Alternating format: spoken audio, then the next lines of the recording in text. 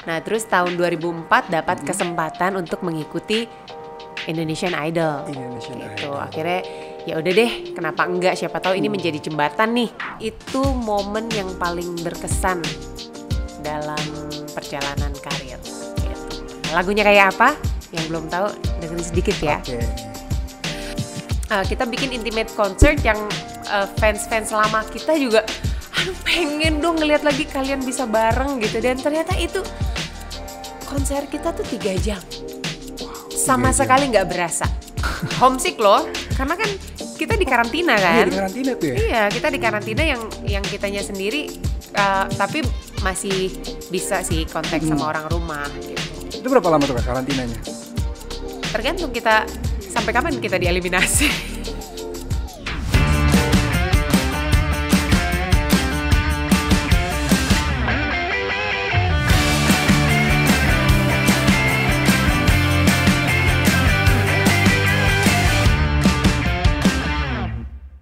Oke, welcome back to Podcastnya para dokter. Nah, kebetulan hari ini bukan dokter ya, tapi gue yang akan menggantikan host dokternya tentunya. Nah, hari ini kita kedatangan seorang penyanyi ini. Wah, seorang penyanyi.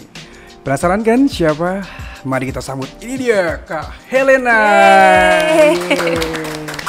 Halo Kak Helena. Hai. Apa kabar Kak? Baik. Baik. Terima kasih ya udah diundang nih podcaster. Podcast. Seru banget ya. Iya. Podcastnya para dokter. Ini sebenarnya mestinya sih dokter yang host, cuman kebetulan karena dokter Selfie sedang mengandung juga. Terus kan. yang lain juga sibuk kan ya? Iya betul, lagi pada sibuk, jadi kebetulan ya udah aku yang menggantikan hostnya. Asik. Gitu. Nah, Kak Helena ini kan kita kenal sebagai seorang penyanyi ya, Helena Idol ya. Iya. Itu nggak bakalan bisa lepas Nggak deh bisa ya. lepas, karena orang-orang tuh pasti tahu ya Helena Idol. Iya, Nah, iya. sebenarnya untuk karir di tarik suara itu juga di dunia tarik suara ini, Kak Helena tuh memang dari idol atau sebelumnya sudah mulai karir bernyanyi itu sebelum dari idol? Merintisnya lah ya. Yes, merintisnya. Sebenarnya kalau untuk mengarah ke penyanyi profesional itu dari umur 13 tahun. Dari 13 tahun. Jadi udah mulai ikut acara TV yang udah dapat bayaran yang kayak gitu. Padahal memang awalnya hanya cari pengalaman sebenarnya. Nah, itu udah dari 13 tahun. Dari 13 tahun. Terus mulai SMA aku jadi backing vokal. Backing vokal para penyanyi Indonesia lah boleh dibilang. Dari mulai Vina Panduwinata, Titiek Puspa, sampai ke Tinatun zaman dulu masih kecil ya gitu kan. Jadi itu juga pengalaman yang luar biasa yang aku dapetin di industri musik gitu. Nah, terus tahun 2004 dapat kesempatan untuk mengikuti Indonesian Idol. Gitu. Akhirnya ya udah deh, kenapa enggak? Siapa tahu ini menjadi jembatan nih. Untuk aku kan namanya backing vokal kayak apa pasti punya nih. Aduh, pengen deh jadi penyanyi yang ada di depannya nih. Pengen deh punya album yang kayak gitu. Akhirnya dengan Indonesian Idol bisa mewujudkan itu semua. Itu di Indonesian Idol yang season pertama berarti? Yang pertama 2004. Wow, senior di antara senior nih. 17 tahun lalu ya. Itu angkatannya siapa aja tuh berarti Kak? Joy Delon. Tobing. Delon ya? Delon. Oh, Terus angkatannya. ada Lucky, Octavian. Iya. Angkatan Indonesian Idol angkatan pertama nih Kak Helena nih. Mantap. Nah, berarti untuk di dunia tarik suara sendiri juga menjadi penyanyi itu cita-cita berarti ya? Dari kecil ya? Dari kecil. Dari kecil. Jadi kalau anak kecil ditanya kan cita-citanya apa dokter gitu. Emang dari kecil udah konsisten nih penyanyi pokoknya. Gitu. Jadi konsisten banget cita-citanya sampai sekarang. Bagus ya, dan itu pun berhasil ya sampai sekarang karena menjadi penyanyi profesional ya. Akhirnya ya. Nah, nih buat mengenang ya.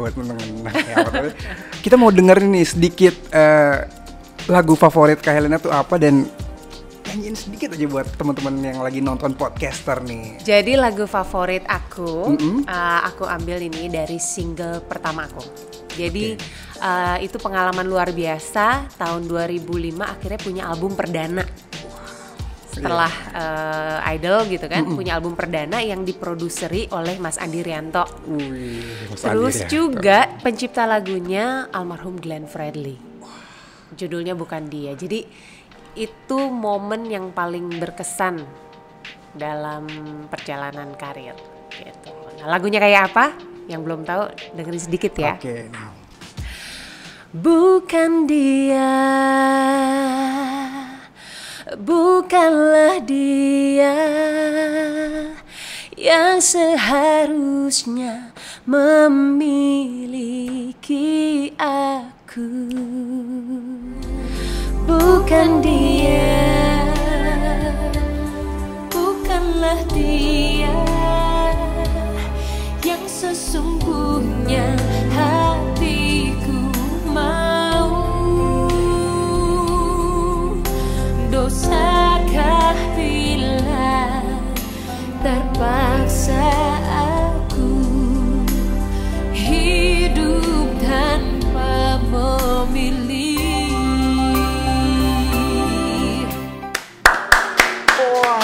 Keren banget. Luar biasa liriknya emang ya, Kakak Glenn.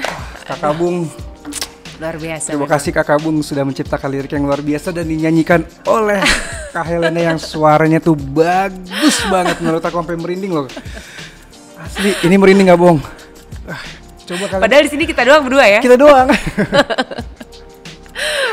Wah, keren-keren sih. Nah oke Kak, tadi kan Kak Helena tuh udah jelasin kayak lagu favoritnya nih Kak, yang diciptakan oleh Kakak Bung, ya, Glenn. Bung Glenn Fredly. Nah sebenarnya ada gak sih Kak dalam hidup Kakak ini, dalam berkarir, pencapaian terbesar apa sih yang belum dicapai sebagai musisi ya, sebagai penyanyi? Kalau buat aku sendiri ya, bisa bikin konser. Nggak bisa. Udah mulai ngebayangin tapi nggak bisa nyampe aku ngebayangin diri aku di situ gitu pada saat ngelihat teman-teman yang di atas panggung konser ya, konser besar yang mereka bawain lagu-lagunya yang kayaknya kita nggak perlu nyanyi, semua audiens udah nyanyi gitu loh.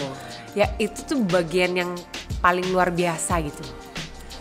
Lagu kita dinyanyiin sama pengamen aja, itu hitungannya berarti kan udah kena ya. Orang itu udah ini ya, udah gitu, aware dengan lagu yang kita buat gitu, ya. Jadi mudah-mudahan sih bisa gitu.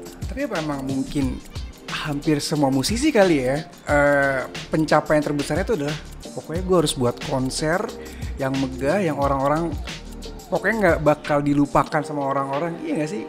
Kayak itu sebenarnya kalau aku ngelihatnya adalah dari sebenarnya dedikasi juga buat penggemarnya gitu. Dia bisa hadap-hadapan sama si penggemarnya. Kan kebanyakan konser itu lebih intimate ya, lebih jadi bisa ngobrol lah sama audiens, bisa apa gitu. Berarti memang kalau yang Kak Helena pengen tuh konser yang lebih dekat dengan audiens ya? Pengennya sih begitu. Wah, seru banget sih. Pengennya begitu. Karena mudah-mudahan nanti aku bisa begitu solo ya. Iya, harus karena dong. Kemarin sempet jadi waktu 2014 Idol pertama itu kita bikin reuni, namanya First Idol Reunion. Jadi di situ kita bikin intimate concert. Jadi zaman-zamannya 2004 kan ya fans kita tuh masih pada ABG gitu ya. Yang sekarang udah pada punya anak-anak gitu kan. Ya maksudnya ya fansnya udah mulai ya seumuran gitu lah. Akhirnya kita bikin intimate concert yang fans-fans lama kita juga aduh pengen dong ngeliat lagi kalian bisa bareng gitu. Dan ternyata itu konser kita tuh 3 jam. Sama sekali nggak berasa. Karena ya itu kita bukan sekedar kita show gitu loh. Tapi lebih kayak udah kayak family gitu loh. Itu sama satu angkatan. Semuanya? Semua. Kecuali Adika. Jadi waktu itu kita cuma bersepuluh. Bersepuluh. Bersepuluh. 3 jam tuh ya. 3 jam tapi memang nggak berasa. Dan kepuasannya adalah kita bisa berbagi nostalgia lagi gitu loh. Yang zaman dulu yang kita nyanyi karena cinta gitu kan semua, terus semua nyanyiin gitu. Itu kayak itu sih. Itu kan kayak udah lagu pasti ya udah lah ya. Pasti tahu gitu orang gitu ya. Loh. Kan? Bahkan memang lagu itu terus dibawa sampai idol-idol sekarang gitu. Dan itu luar biasa pencapaiannya buat aku. Karena memang beruntungnya kita boleh dibilang yang pertama, mungkin perdana, mungkin pionir. Jadi orang masih melihat banget gitu sosok-sosoknya kayak model Delon, kayak model Joy Tobing gitu, yang sampai sekarang pun masih berkarya terus. Gitu. Tapi bener gak sih kalau misalnya kita ikut audisi gitu, emang prosesnya tuh panjang banget gitu ya? Banget. Itu banget. Memang zaman dulu kan dibilangnya artis instan, penyanyi instan gitu ya. Instan dalam arti kata tuh memang cepat. Dalam jangka waktu 6 bulan lah orang udah kenal semua siapa kita gitu loh dari ajang tersebut. Tapi proses di balik itu juga kita itu yang orang nggak tahu itu. Nah itu, jadi dari mulai audisi itu ada beberapa tahap kan. Dari mulai aku datang waktu itu pertama kali itu ke PRJ, itu jam 6:30 pagi. Itu antrian udah kayak uler. 6:30 antrian udah panjang banget ya. Aku baru bisa dapat nyanyi itu jam 1:30 siang. Itu udah beruntung karena ada yang nyanyi jam 12 malamnya yang kayak gitu.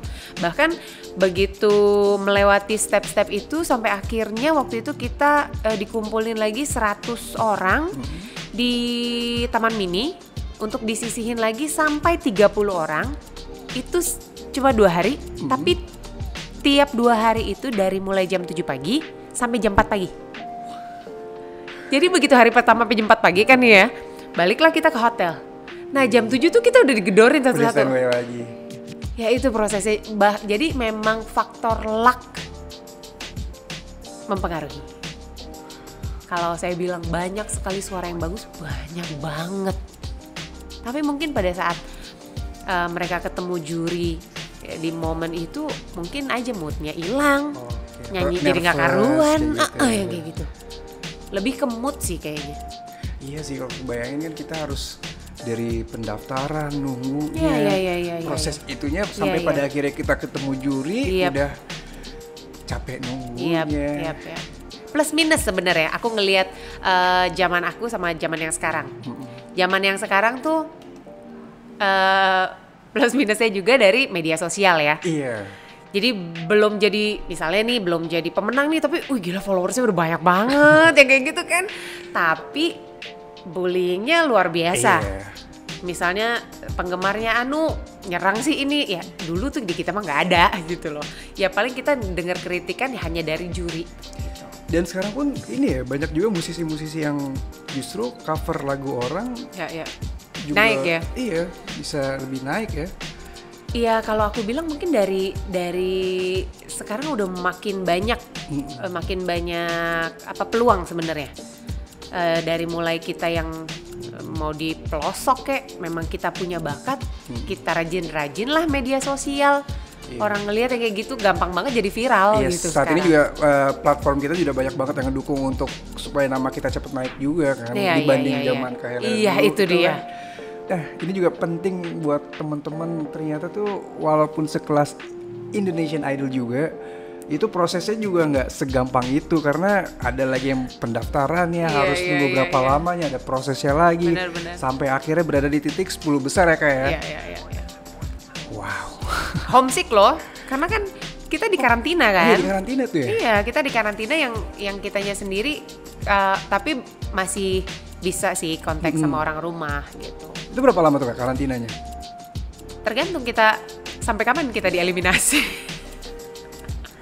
Tapi pada saat aku itu kurang lebih hampir 5 apa 6 bulan gitu.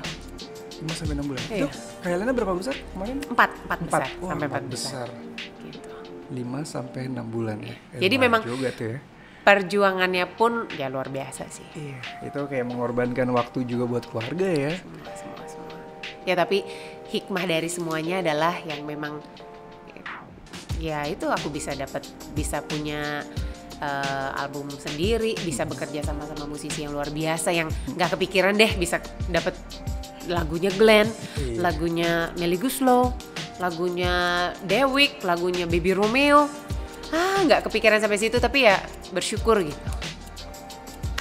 Pasti ada hasilnya. Nah, jadi kan tadi Kak Hela juga udah ngasih tahu nih perjalanan karirnya untuk menjadi seorang idol tuh nggak gampang banget karena banyak banget prosesnya, mengorbankan waktu, keluarga juga dan itu nggak sebentar, itu bisa sampai setengah tahun sendiri untuk mencapai posisi saat ini. Nah, Kak, ada pertanyaan nih, kira-kira kalau untuk idol di zaman dahulu sama idol zaman sekarang tuh ada perbedaannya nggak sih di mata Kak Helena nih? Berasa zaman dahulu. Zaman dahulu tuh kayak long time ago banget ya sih? Aduh, dari season 1 sampai yang sekarang gitu Yes. ya. Aku melihatnya pastinya lebih apa ya, musiknya lebih variatif. Lebih variatif. Terus juga banyak banget yang sekarang aku ngeliat banyak main instrumen. Ada yang main piano, ada yang main alat musik, pokoknya lah. Kayak dulu kita zamannya suling melulu, gak bisa suling. Itu pun mengeningkan cipta gue rasakan. Nah, tapi yang aku ngelihat adalah ya itu tadi aku bilang plus minusnya. Ngelihat sekarang tuh luar biasa karena wah mereka udah suaranya bagus-bagus. Terus juga udah banyak followers, yang arti kata mereka udah banyak ngerasa nih, wah gue udah banyak yang support gitu loh. Jadi udah ada fans-fans fanatiknya gitu. Belum mulai spektakuler aja udah banyak fans ya, pendukungnya udah banyak. Sedangkan zaman kita tuh dulu masih mikir, aduh nanti ada yang SMS gue gak ya? Ntar voting gimana ya? Gitu. Zaman dulu tuh masih zamannya voting ya? Iya, yang kayak gitu. Makanya banyak sekali kemudahannya. Kalau aku lihat. Kalau untuk dari segi suara luar biasa bagus-bagus banget. Tapi memang adalah beberapa season gitu ya. Buat aku pencetus suara yang catchy gitu. Salah satunya Citra Scholastica. Ya. Nah, tapi ngelihat beberapa season ke depannya, kok ini semuanya jadi kayak Citra ya? Kok arah-arahnya jadi begini gitu loh. Jadi banyak juga orang yang berpendapat ngelihat yang sekarang tuh bagus, tapi suruh nyanyi beberapa lagu bosen. Enak aja 1-2 lagu nyanyi enak. Tapi kalau disuruh nyanyi 10 lagu kita ngeliatin dia nyanyi capek ngeliatnya. Kayak ya udah gitu ya aja. Udah gitu aja. Gitu. Sedangkan misalnya nih, contohnya lah aku ngeliat contoh misalnya Delon atau Joy atau apa. Memang dulu kita menampilkan masing-masing punya cirinya. Iya betul. Nggak ada yang mirip gitu loh. Betul. Tapi kalau sekarang masih ada yang ngeliatin, ini nyanyinya kayak Citra ya. Yang ini suaranya kayak Raisa ya. Ini suaranya kayak gitu. Karena memang pandangan mereka ke penyanyi udah banyak banget gitu. Tapi suaranya gile deh. Nyerah pokoknya luar biasa. Kalau kayak gitu tuh apa karena ada faktor misalnya saat ini kan misalnya Raisa nih lagi yang naik nih, terus kayak orang-orang kiblatnya ke dia. Gitu. Ya bisa jadi ada yang ngikut. Namanya juga masih muda-muda gitu ya. Tapi kayaknya juri-juri juga kupingnya juga awas deh. Maksudnya pasti ngelihat misalnya menyarankan juga mungkin untuk mereka coba cari jati diri gitu. Karena memang sebenarnya proses di perlombaan ini juga kita menggali jati diri kita. Gitu loh. Mencari sesuatu yang baru sebenarnya. Suara kita bagus tapi pada saat kita salah pilih lagu aja jadi kacau. Gitu. Berarti kan bisa jadi ya suara gue nih arahnya Whitney nih. Tapi gue kalau nyanyiin lagu Whitney belum tentu enak. Misalnya gitu. Jadi memang harus pinter pilih lagu juga. Tapi kalau memang makin kesini makin ngeliat gila anak muda-muda sekarang sih luar biasa suaranya gitu. Dibanding aku deh ngeliat ke kualitas aku sendiri gitu. Itu pada keriting suaranya gue sih nggak mampu deh begitu. Tapi itu luar biasa sih. Peningkatannya pasti ada, selalu ada. Mulai kenal kan kita dari klinik hitologi nih mulai kenal untuk perawatan apalagi kan ketika nama Kak Helena semakin semakin dikenal banyak orang dan tentunya pasti ketika dikenal banyak orang Kak Helena kan pasti butuh namanya perawatan skincare. Orang lihat outlooknya ya. Yes, betul banget. Apalagi kan tensionnya pasti wah Kak Helena harus cantik, kan dituntut harus cantik, tampil sempurna kan. Sebenarnya itu berarti benar ketika sudah mulai enak itu butuh namanya perawatan Kak? Sebenarnya aku tuh rada cuek ya dalam hal begitu tuh. Sampai satu waktu pernah mungkin karena kecapean juga pakai make up, keluarlah itu beruntusan semuka kan. Akhirnya ini kayaknya harus mulai perawatan nih gitu. Karena memang sebenarnya muka aku nggak jerawatan, tipenya justru kering gitu. Akhirnya mulai coba ke perawatan ini, perawatan itu. Sempat juga yang muka sampai kayak kepiting rebus kan. Merah semua. Terus yang ngelotok yang gak karuan kayak gitu. Akhirnya jadi aduh ini gimana ya, kok kayaknya nggak nyaman gitu. Sampai akhirnya aku tuh ketemu dokter Selvi kurang lebih sekitar 4 tahun apa 5 tahun lalu deh. Nah itu udah mulai tuh, terus deh gitu akhirnya dok untuk treatment pertama bersihin muka aja deh gitu. Yang penting kulit mati ini hilang gitu loh. Karena memang aku nggak banyak pengen mau di ini mau di itu gitu loh. Akhirnya mulai perawatan bersihin muka. Setelah perawatannya mulai rutin, akhirnya ngerasa nyaman sendiri. Kayaknya butuh deh gitu. Ada hasilnya ya. Kayaknya butuh nih, memang harus jadi apa ya, udah jadi patokan tiap bulan lah setidaknya gitu loh, kalau memang nggak bisa tiap minggu gitu. Betul. Sampai sekarang memang udah nyaman banget sama dokter Selvi, karena gini, dari beberapa klinik kecantikan yang memang aku ketemu dokter yang bener-bener ngelihat kita perlunya. Bukan maunya. Kadang-kadang kan ada ya kita ngikut orang. Teman gue nih di filler, teman gue di botox, teman gue di ini, ngikut deh gitu. Padahal mungkin belum tentu cocok buat kita gitu. Betul. Nah kalau dokter Selvi aku senengnya kayaknya belum perlu sekarang deh kak. Mendingan kamu ini dulu, mendingan kamu itu dulu. Oke. Sampai udah bertahun-tahun akhirnya kayaknya dokter Selvi gatel juga gitu kan, kak dikit deh kak dibotok. Oh iya dok, udah mulai ya dok. Udah mulai butuh ya akhirnya. Udah mulai, mikirnya masih 17 tahun lalu terus, nggak taunya umur kan terus naik kan gitu. Iya, betul. Sampai akhirnya oke deh dok, tapi nggak sakit kan? Enggak, karena memang ternyata yang kita bayangkan tuh, aduh disuntik sana sini, ini kayak apa ya rasanya gitu kan? Ya ternyata memang semua prosedurnya ya jelas, kita pakai krim anestesi dulu, terus juga setelah perawatan pulang ke rumah nggak yang jadi totol gimana, harus merah yang nggak hilang-hilang yang kayak gitu. Jadi makanya buat aku perawatan perlu banget. Tapi berarti yang tadi aku tarik adalah sebelum bertemu dengan dokter Selvi itu berarti udah melakukan perawatan tuh ya? Sudah. Sampai akhirnya menemukan kecocokan dengan dokter Selvi. Itu akhirnya. Tapi pernah ini gak sih mengalami momen yang gara-gara salah treatment atau apa dengan dokter lain itu terus mukanya paling parah tuh apa? Merah-merah tadi? Iya itu merah dan akhirnya jadi lebih tipis. Karena kan dia ternyata bikin kulit ngelupas terus. Dan efeknya adalah bukan makin bagus pada saat aku perform, justru kan makeup nggak nempel. Yang kayak gitu. Jadi ini kok perawatan kok malah jadi nggak cantik ya, kesel deh gitu. Banyak juga masukan, coba klinik ini, coba klinik itu, akhirnya ketemu dokter Selvi. Jodoh kali ya. Iya betul. Berarti dari situ juga apa ya? Kita bisa kasih kesimpulan kalau misalnya kita sudah menemukan satu dokter yang tepat, ya udah sama dokter itu aja. Iya benar. Itu benar. Karena memang orang cocok-cocokan juga. Iya betul. Gitu. Nah terus dari selama 4 tahun ini treatment apa sih yang menjadi favorit Kak Helena dengan dokter Selvi? Aku seneng laser. Sama beberapa kali sih ya. Karena kan rentan waktunya nggak sebentar ya. Nah itu memang botox kan. Di area-area juga nggak banyak, paling dahi yang kayak gitu aja sih. Tapi lebih seneng ya memang proses ngebersihin mukanya aja deh.